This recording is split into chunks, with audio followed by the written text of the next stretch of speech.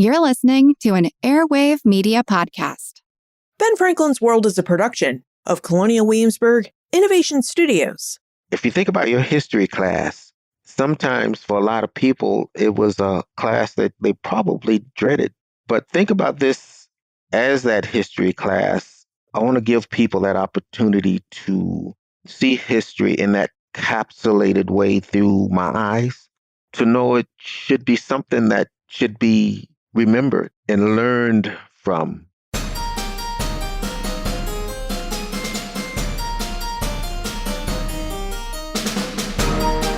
Hello, and welcome to episode 386 of Ben Franklin's World, the podcast dedicated to helping you learn more about how the people and events of our early American past have shaped the present-day world we live in.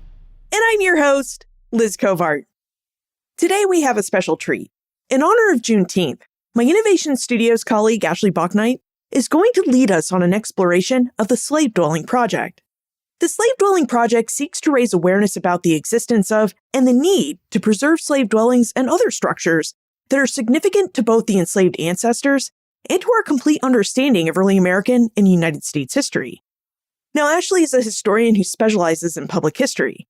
She works in the Colonial Williamsburg Innovation Studios as a digital content producer. Throughout her career, she has worked as a community leader and consultant for various museums, historic sites, and neighborhood history projects in the United States Southeast. And among her research specialties is community outreach and the inclusivity of museums. Now, I think we're really going to enjoy this conversation. In previous episodes, we've explored different aspects of slavery and enslaved life within the United States. But in this episode, Ashley will help us explore why the preservation and memory of the buildings where enslaved people once lived is equally as important as preserving other historic sites and spaces that add to our knowledge of United States history. And with that, here's Ashley Bachnight and our latest historical exploration. In this special Juneteenth episode, as we honor the emancipation of enslaved African Americans, we will delve into the work of those working to preserve slave dwellings across the United States, safeguarding the essential stories these structures embody. In our conversation, our guests will share why former slave dwellings are vital to our nation's history and what they reveal about the lives of those who once lived them. As we explore these important pieces of the past, consider, why is it important to preserve these humble yet powerful symbols of history? What stories do they hold that we risk losing if they're forgotten? And how can we understand this part of our heritage? And how can understanding this part of our heritage shape a more inclusive and truthful reflection of our nation's past? Joseph McGill, author, executive director, and founder of the Slave Dwelling Project, joins us to discuss the importance of historic preservation and why preserving former slave dwellings are vital to our nation's history. Using details from his book, Sleeping with the Ancestors: How I Followed the Footprints of Slavery, Joe reveals how to use documents and artifacts to preserve historic structures, the importance of living history programs at historic sites, and how public memory impacts the preservation of colonial-era structures. Okay, are you ready to explore the world of historic preservation and see how preservation is worked to save significant historic structures? Let's go meet our guest historian.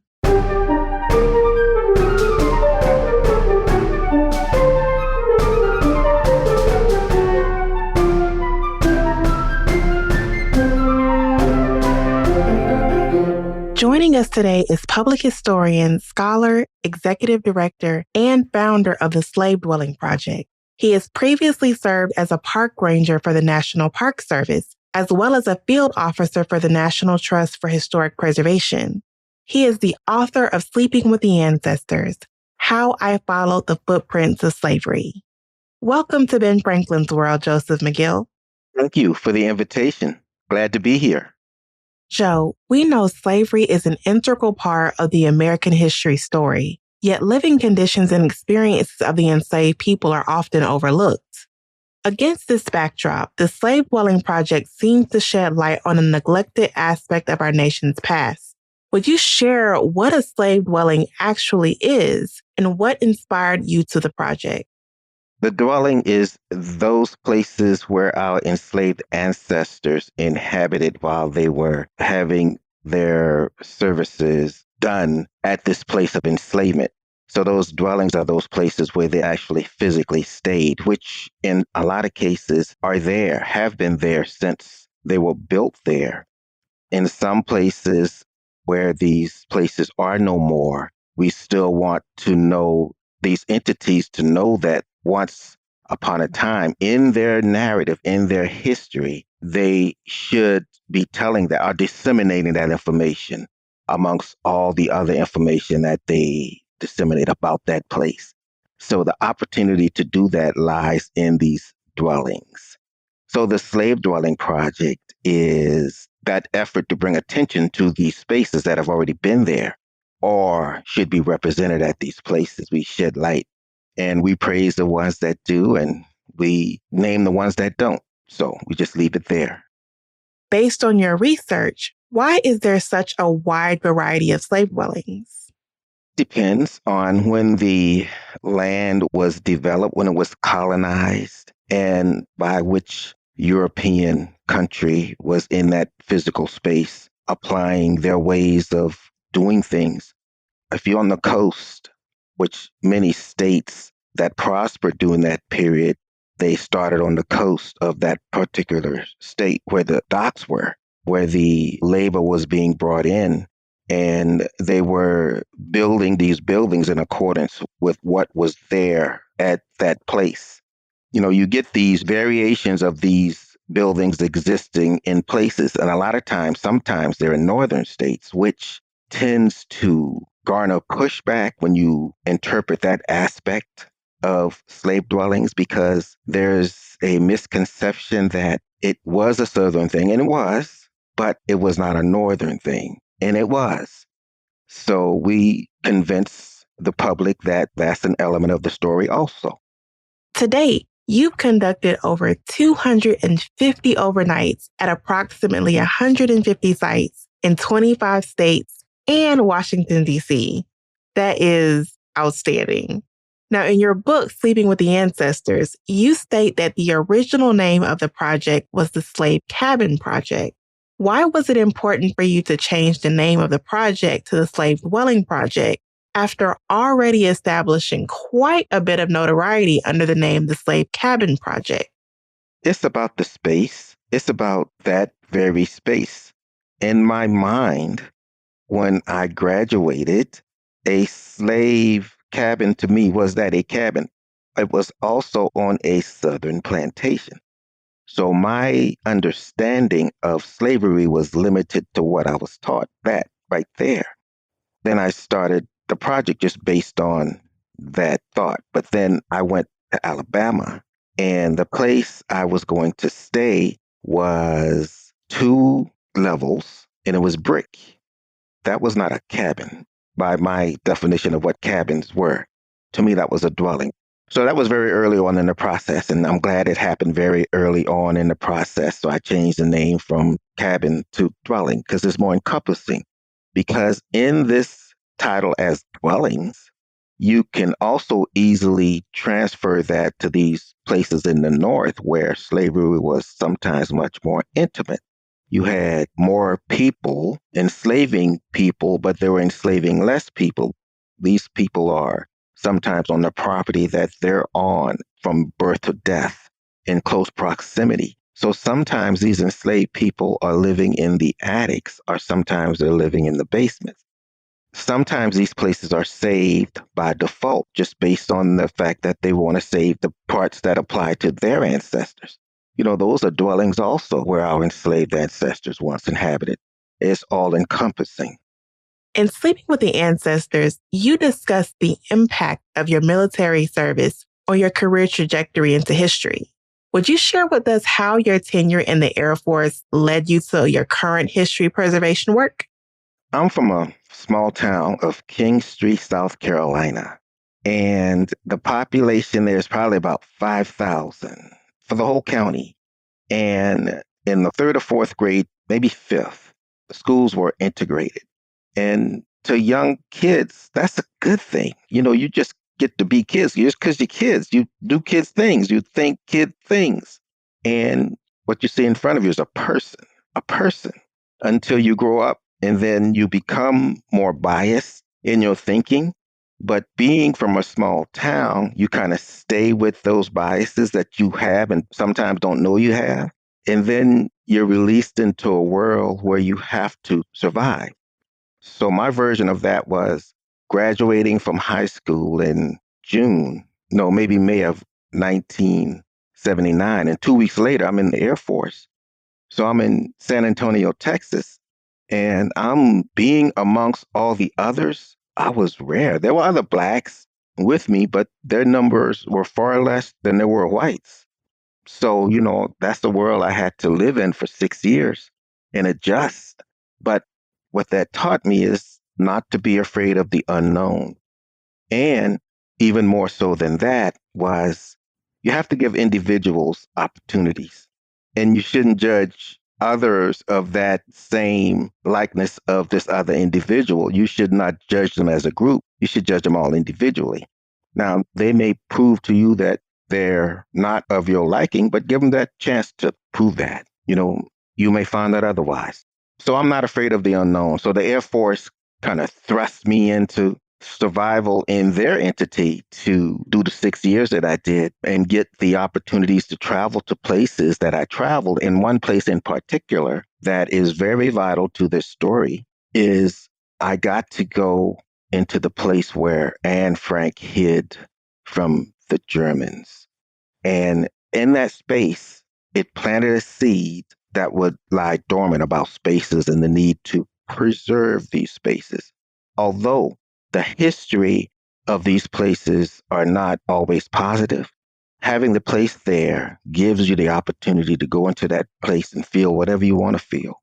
But if the place is not there, the opportunity lies to continue to deny the existence of that place and therefore the existence of the people who inhabited those spaces. So it's very important that we save the places because we can. Slave dwellings come in many forms, as you've shared, from grand plantation houses to humble cabins. Each dwelling tells a unique story about the lives of enslaved people and the system of slavery that shaped America. How do you choose which slave dwellings to visit and spend the night in? Well, the thing about the big house is when I started 14 years ago, I would go to these sites and first thing the site manager of the place would want to show me is the big house. And I resisted. And I think my resistance showed to them. But here's how I have changed my way of thinking about that. In those big houses, we can interpret things that I'm sure some of the current interpreters fail to do. We can interpret that nice grand staircase when you come through the front of the house as spatial segregation, because that's for the white folks who enter that space to have access through this by way of this nice grand stairs. If the enslaved people working in that same space or existing in that same space for whatever reason wants access to the upper level, there's usually a second set of stairs. And those are the things that these interpreters can be talking about. Or you can tell them that if they peel back the layers of what is now this nice architecturally significant house, and you see those axe marks on those logs that used to be trees, that's now the infrastructure of that house that's holding it together. You interpret the fact that those were placed there by enslaved people. You can include that in your narrative. Now, when I go to these spaces and it's only the big house that's standing and I sleep in them because, we belong there too. You shared that a slave dwelling can come in a variety of sizes and building materials based on the reason in which they were constructed. Knowing this history, how do you prepare for an overnight stay? 14 years ago when I started, a lot of these spaces that I was going to for the first time on the day that I was supposed to spend the night in this unfamiliar space, outside alone in some cases. So at the beginning, I was taking padding, a sleeping bag, and a pillow, and a club in anticipation of maybe an animal, a raccoon or a possum or something trying to nibble at my feet or something of that nature. So I was taking that. Now, initially, when I started this thing 14 years ago, I was only going to stay in the state of South Carolina and do that because that's where my limited resources would take me.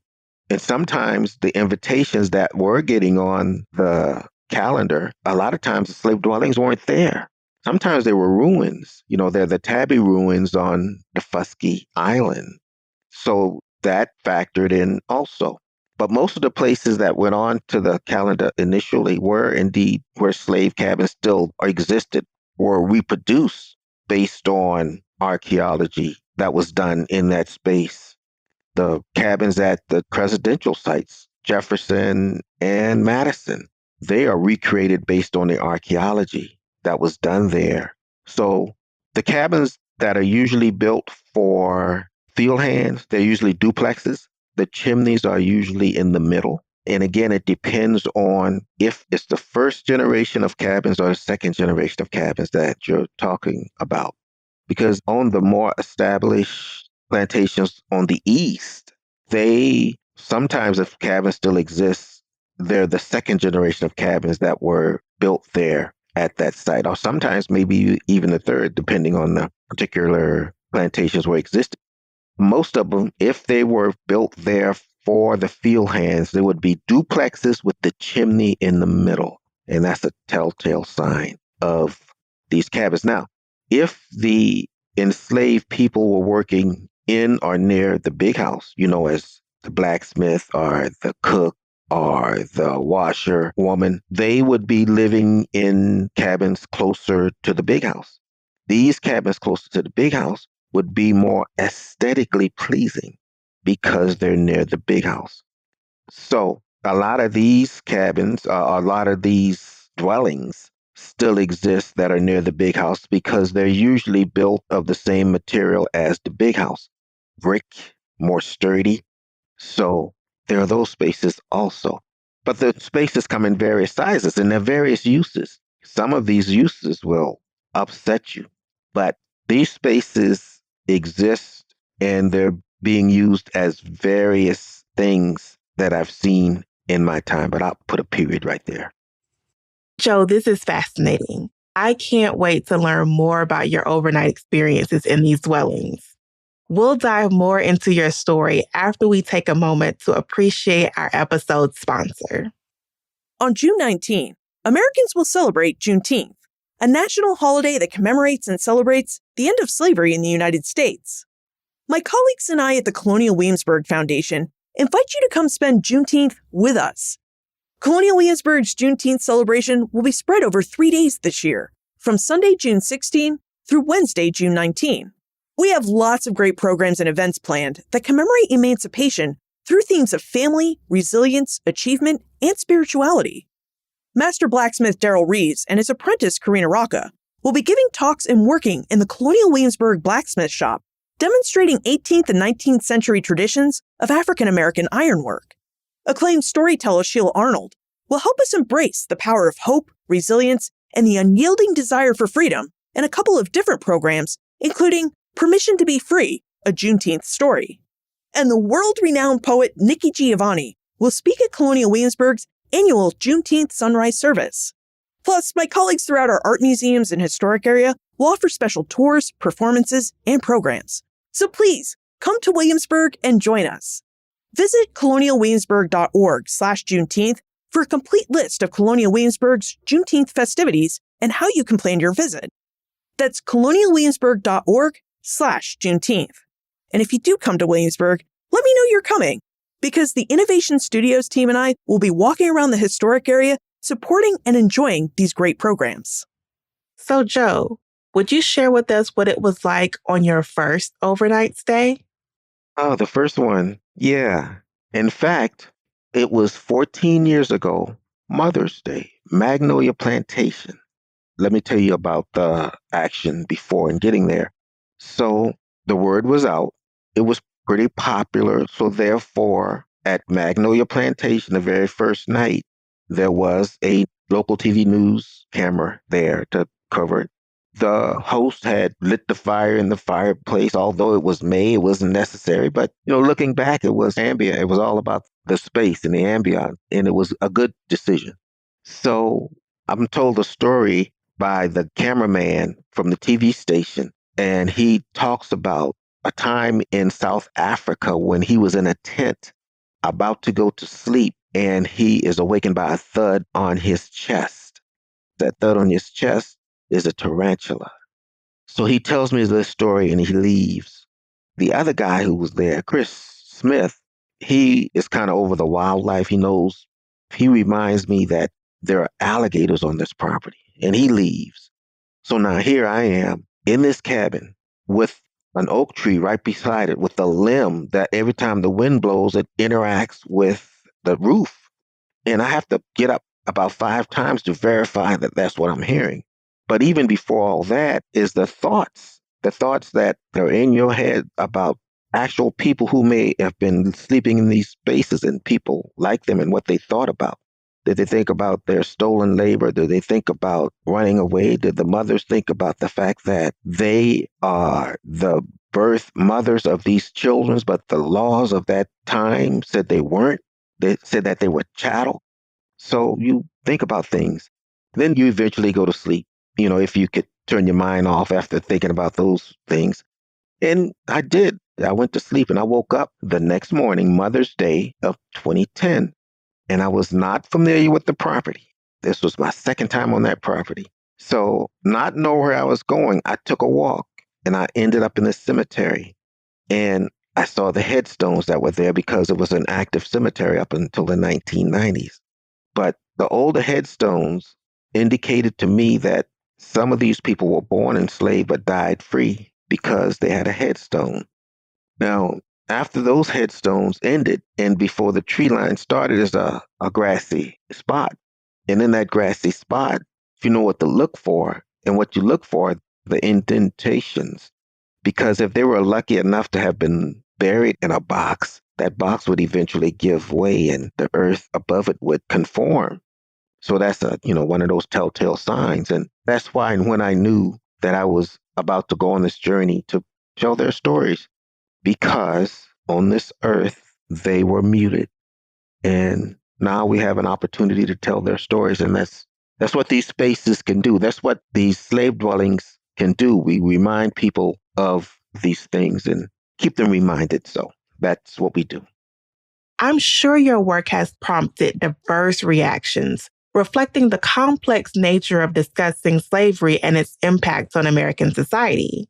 Overall, how has your work with the Slave Dwelling Project been received? I think it's told best by the number of places that invite me back. There's a whole list of those. So in my head, that looks great. But to anyone on the outside looking in, we invite people to invite us in. We can come into your world and show you where those places are, those slave dwellings nearest you. And we can let you know if we have interacted with those places or should be interacting with those places. Because, sometimes we have to remind folks that we are here for them and they can have access to us if they just choose to. So have there been any challenges or obstacles that have discouraged you from staying at a particular site? Yeah, we got some no's when I first started pitching the idea to folks very early on in the process. And I cannot fault folks for not wanting to believe a person wanting to come spend the night in your slave dwelling and in the story that he peddling. And I use the word peddling because that's pretty much what it was. But the thing is, I had gotten so many yeses that I didn't worry about that particular no. I just kept moving forward just based on the fact that the yeses were there. And the yeses continued to pile up. And this same entity that gave me my first no called me 2 years later and explained to me why they said no. And their reason was this: just as I consider what I do research, so does Ghost Hunters. So they tell everybody no. I said, okay, that's fair. They said, so you can come and you can stay because you have proven that what you said you would do, you are indeed doing. So if that invitation is open. So I've stayed out there. Again, we are here for those who want to engage with us. In Sleeping with the Ancestors, you discuss one of the most powerful aspects of your work, connecting with descendants of enslaved people. How have your encounters with descendants impacted your work? Oh, it has had a great impact, past, present, and future. Very early on into sleeping in slave dwellings, I had an invitation to a conference by a group called Coming to the Table. And I went there, and this group, their goal, one of their goals, is to communicate with and have descendants of both sides, enslavers and those who were enslaved. And sometimes the DNA proves that these can exist in one person. Still, having all these people interact, what they were doing is kind of the human element of what I'm doing. I'm trying to save the physical space. A genealogist told me very early on, she said, Joe, you do what you do. You save the space and we'll put the people there. So I think it's kind of a concert of things that are going on because I've developed good relations also with archaeologists. I love archaeologists because our story has not been documented in the manner that it should have been documented. These archaeologists, these genealogists have the ability to help us tell the story, help us put the meat on the bone of what in some cases is just speculation. But speculation is good too when you're not telling the stories of the enslaved at all. Sometimes you got to interpret or reinterpret the material that you use to tell the stories that you're now telling. You could look at that same letter differently. If that letter says, well, we bought X number of slaves, X number of slaves are being disciplined for whatever reason, somebody ran away, you reference these things in these letters, but those are not the part of those letters that they have access to that they're sharing with their public. Again, they just got to look at this thing differently and interpret these things differently. Some of these places deserve to be recognized when they are. So have any descendants participated in overnight stays with you? So the way that I got into Thomas Jefferson's place is descendants of Sally Hemings were there. And the Gillettes, they were also enslaved by Thomas Jefferson. In fact, Thomas Jefferson enslaved 600 people. These were descendants of Sally Hemings. And there was almost a fist fight because there are those of that element, that group, who wants to believe that that was a consensual relationship. And then there's the others who want to believe that it was rape. And that was the issue. And it almost came to blows, and I had to physically get in between them to keep them from going to blows. So, yeah, I've spent nights with descendants of enslavers and those who were enslaved. And a lot of times around the campfire that we're doing a lot of more lately, it is revealed then as people introduce themselves, they will introduce themselves as a descendant of an enslaver. And it's interesting because, in these conversations, you got people who don't look like each other, who don't necessarily agree with each other in whatever subject matter it might be, are there having these conversations at these historic spaces. So now that's a lot of the substance of what we do. Joe, as we have this conversation, it is clear that history is more than just dates and facts. It's about connecting the lived experiences of those who came before us. Now, by spending the night in these slave dwellings, you provided an immersive experience that allows participants to connect with the past in a deeply personal way. How do you think spending a night in slave dwellings could help other people connect with history? Historical Commission. One of the team members, a white gentleman, asked if he could spend the night in the space with us. And up until that point, there was just Black folk spending the night in those spaces with me. And I had to make a decision about him to spend the night in the space tonight, shortly after he asked the question. So I didn't have a lot of time. And I said yes, because here's the thing. to have said no is preaching to the choir. That's why I want everybody to have this opportunity, everybody to be able to engage, because everyone has a network. If we have allies and white folks taking and telling the stories of our enslaved ancestors, that's a good thing because they have networks too, whoever they talk to. So I think that's some means of getting the stories out about these spaces and the need to preserve these spaces, because the people who preserve these spaces are the ones we need to convince that we need access to these places. We need access to having a conversation with them to convince them to tell the stories, the elements of our enslaved ancestors in a manner that they should tell it. And to that point, another element of what we do at the Slave Dwelling Project is called Inalienable Rights, Living History Through the Eyes of the Enslaved. It's kind of like Colonial Williamsburg on wheels. So we have the ability to go to sites where if we go to these sites, if I go to these sites, amongst the staff, I am probably the only Black person in the photo if we were to do that. A lot of these places that we're getting access to are places who don't have folks who look like me on their staff. So we have the ability to go to these sites and do these living history programs through highlighting the existence of our ancestors, but also their agency.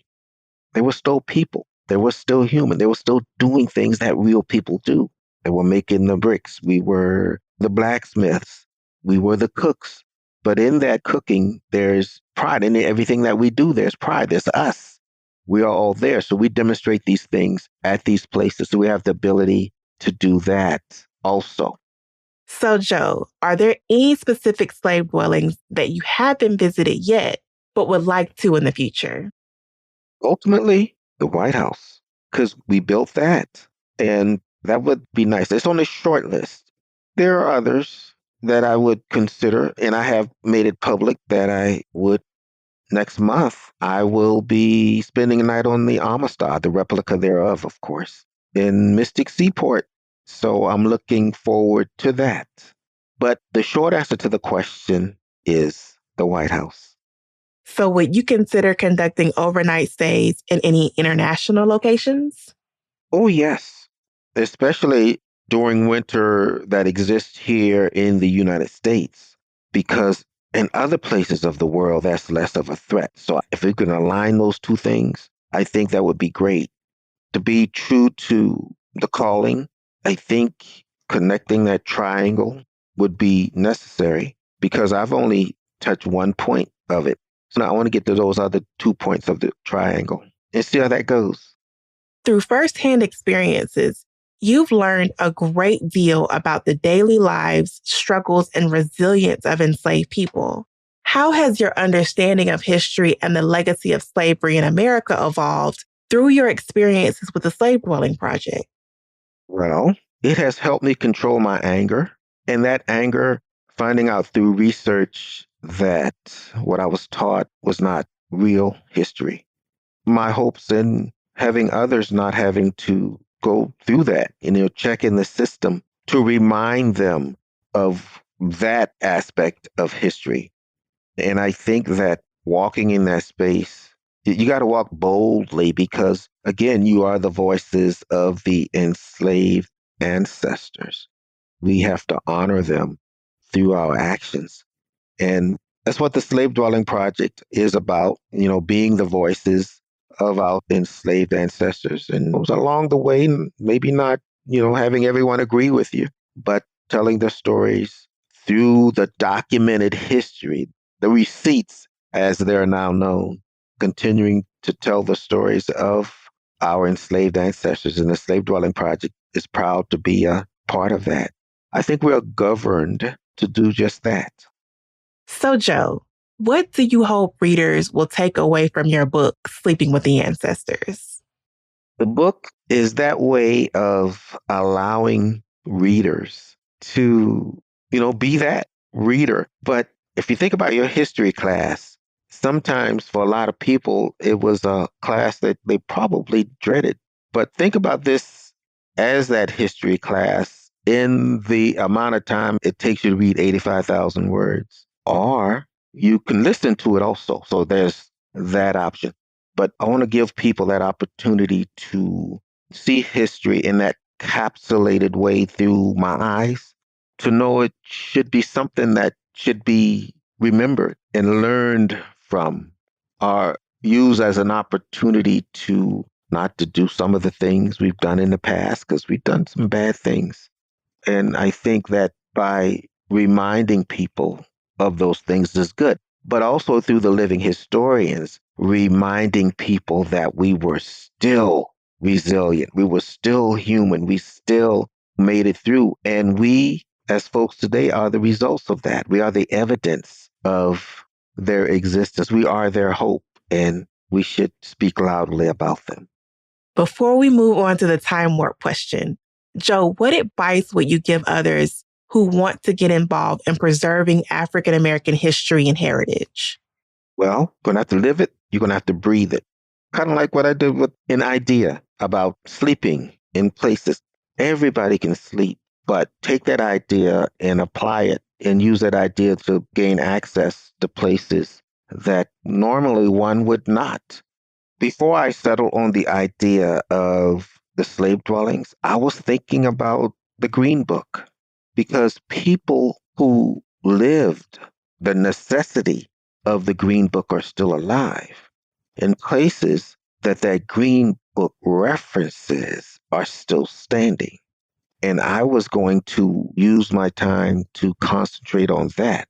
But there are a lot of people who are doing that, and that's a good thing. That's the beautiful thing. But here's my point. There are elements of our history that if one person takes it and lives it and breathes it, then it could be their sustenance. It could be their job. It could be their advocacy. It could be their thing.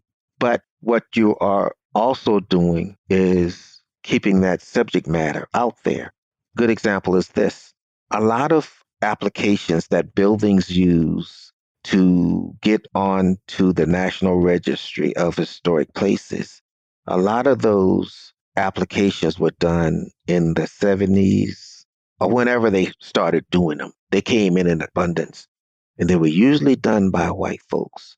And these white folks came with biases, and it shows in their applications because slave dwellings are usually labeled, if labeled at all, as dependencies or outbuildings, not using that word slavery. So if somebody wants to take that on and research these documents, pull all these documents and see how the language that they use for getting these places on the National Register and insert us into those spaces where we need to be, then I think that's a full-time job or a class assignment. But, there are elements of our history that people can just concentrate on and make it theirs and make it their business, and literally their business. So that's my advice. Now for the time warp question. This is a fun segment of the show where we ask you a hypothetical history question about what might have happened if something had occurred differently, or if someone would have acted differently.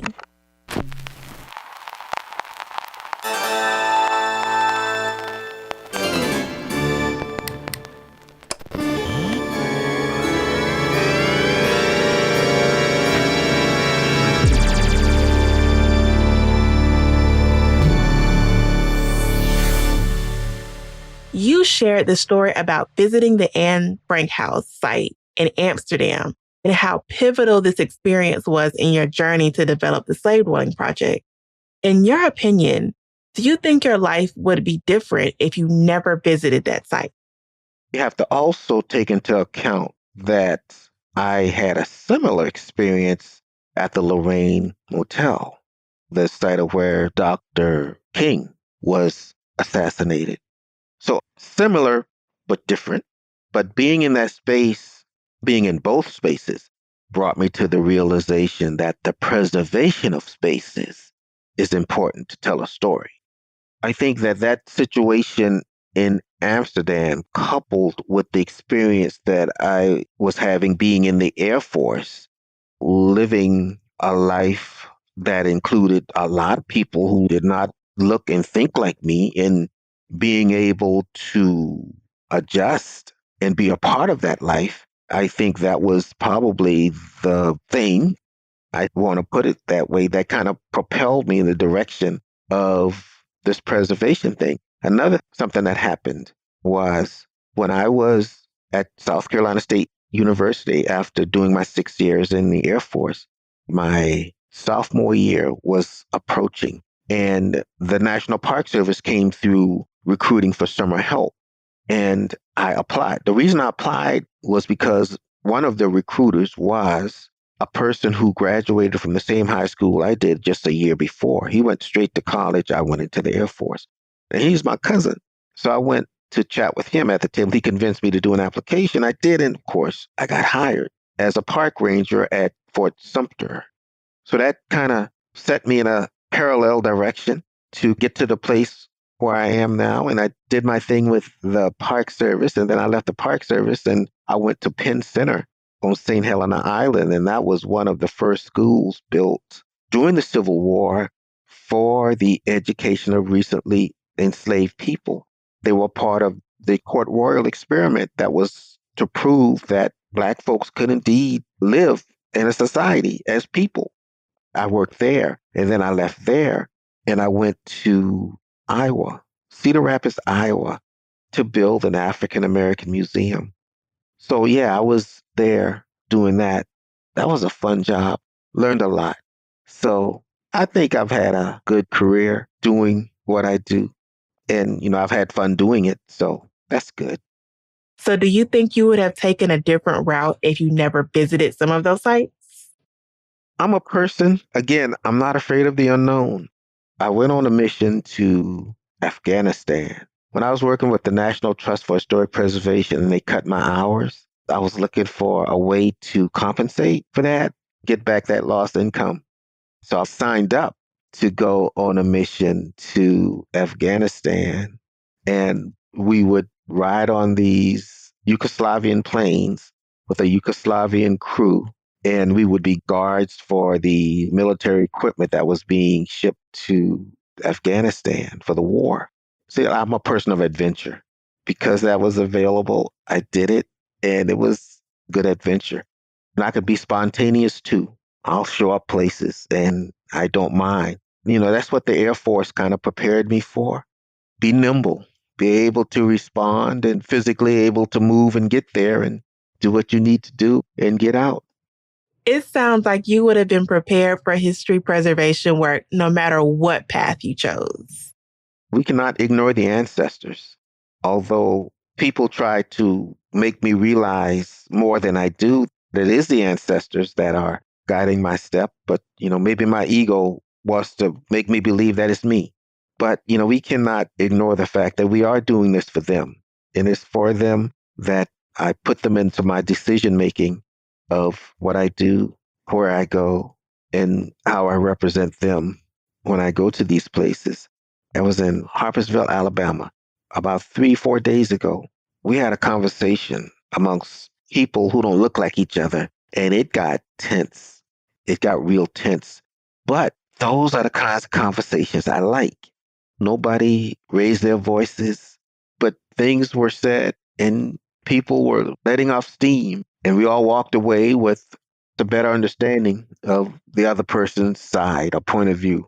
So I invite those kinds of conversations. They get a little heated at times. Sometimes people want to, even descendants, people who are related through blood, sometimes want to swing on each other. But having the conversations are good too. We've learned some good things. We've learned some surprising things in some of these conversations, but it's still that opportunity to talk. You usually see people on social media, and because of social media, they comment, and sometimes you can see a nice dialogue going, but then it has a tendency to get ugly. I like that space before it gets ugly. I like that part. I like engaging people. And I think being face to face with people, it has less of a tendency to get ugly. So access to these places gives us that opportunity to bring people together. People don't usually communicate with each other. together and having these conversations and walking away with these conversations with a better understanding of that other person. So Now, I've taken a look at your upcoming calendar on your website, and you are already booked for most of 2024. This is awesome, Joe. This is great. With that being said, what's next for you and the Slave Dwelling Project? in Philadelphia, October 3rd through the 5th, The Illusion of Freedom, Slavery in Northern States is the title. So that's occupying most of my time, getting that in order. And then we're taking dates to go on the calendar for 2025. But 2026, we are always thinking about 2026 because that's the 250th anniversary of the American Revolution. I remind people that even today is the 250th anniversary of something. And my point is, we want to remind folks that they don't have to wait until that date of whatever in 2026. We need to start now. We need to start ensuring that the voices of all are represented in these opportunities to do whatever can be done at these historic sites. So we're willing to come to your sites. We're willing to be the voices of enslaved people of that period. So we're having our living historians concentrate more on that period in history. For some, it's easy because they're already doing it. But for some of the living historians, it might be something new for them. So we want to, as the Slave Dwelling Project, let these sites know that if they want to bring one of the living historians to their sites, they could just check and see what person would be more appropriate for what you want them to do. And we can make it happen. So again, don't wait until 2026 to do this.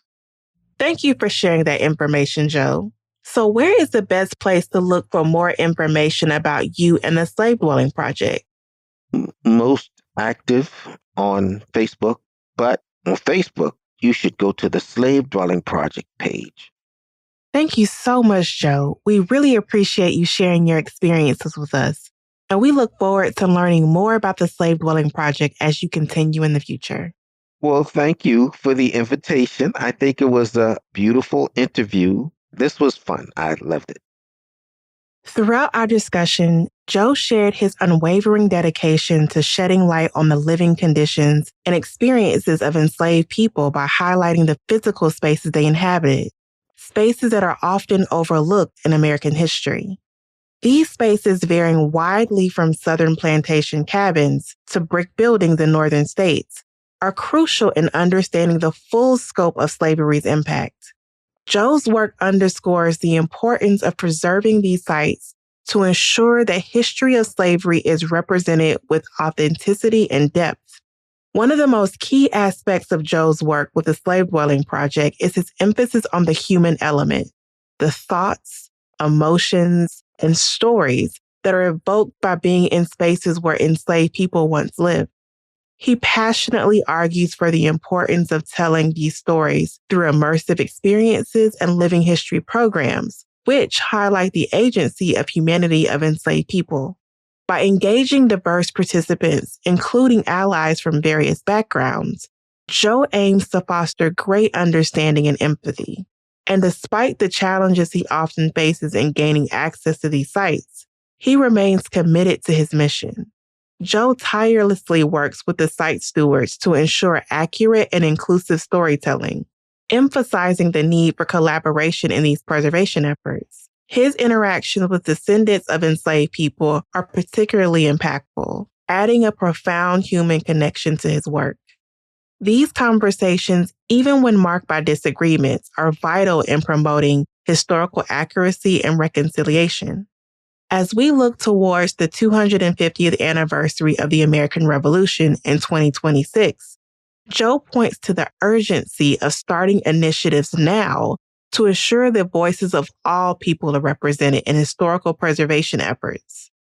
Through his book, Sleeping with the Ancestors, and his advocacy for immersion and ownership in historical research, Joe McGill inspires us to view history through the lens of inclusivity and resilience.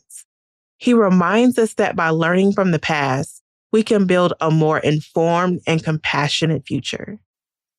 Thank you, Ashley. I really enjoyed learning about the Slave Dwelling Project and the different ways slave dwellings reveal more about the lives and work of enslaved people. As Joe and Ashley mentioned, slave dwellings are places where we can investigate how enslaved people lived, how they raised families, and more about their intimate or personal lives. We talk often on this podcast about how the historical record lacks records from Black and Indigenous peoples, but as Joe and Ashley showed us, we should take seriously how slave dwellings, the physical spaces in which enslaved people lived and worked, can offer us important sources and historical records about enslaved people. And that's fascinating to me. Okay, look for more information about Joe, his book, Sleeping with the Ancestors, plus notes, links, and a transcript for everything we talked about today, all in the show notes page. benfranklinsworld.com/386. Friends tell friends about their favorite podcasts, so please tell your friends and family about Ben Franklin's World. Production assistance for this podcast comes from my colleagues at Colonial Williamsburg Innovation Studios, Jordan Hammond, Ashley Bachnight, and Morgan McCullough. Breakmaster Cylinder composed our custom theme music. This podcast is part of the Airwave Media Podcast Network. To discover and listen to their other podcasts, visit airwavemedia.com. Finally, what other interesting stories of historic preservation would you like to investigate and explore? Let us know. Liz@benfranklinsworld.com. Ben Franklin's World is a production of Colonial Williamsburg Innovation Studios.